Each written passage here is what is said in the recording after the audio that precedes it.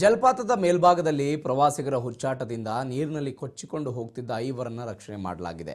ದಕ್ಷಿಣ ಕನ್ನಡ ಜಿಲ್ಲೆಯ ಮೂಡಬಿದಿರೆಯ ಪುತ್ತಿಗೆ ಗ್ರಾಮ ಏರಗುಂಡಿ ಫಾಲ್ಸ್ನಲ್ಲಿ ಪ್ರವಾಸಿಗರ ಹುಚ್ಚಾಟದಿಂದ ಕೊಚ್ಚಿಕೊಂಡು ಹೋಗಿ ಜಲಪಾತದ ಮೇಲ್ಭಾಗದ ಕಲ್ಲು ಬಂಡೆಯಲ್ಲಿ ಸಿಲುಕ್ತಿದ್ರು. ಬಳಿಕ ಸ್ಥಳೀಯರು ರೋಪ್ ಹಾಕಿ ಪ್ರವಾಸಿಗನ ರಕ್ಷಣೆ ಮಾಡಿದ್ದಾರೆ.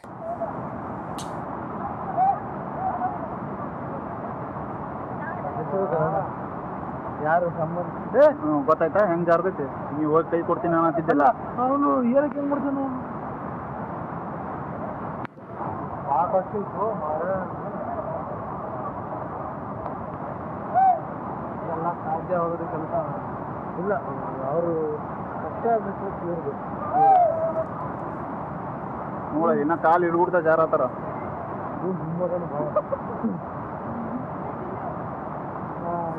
ಮೈಕ್ ಹೊರದೈತ ಇದೆ ನಮ್ಮ ಕೈ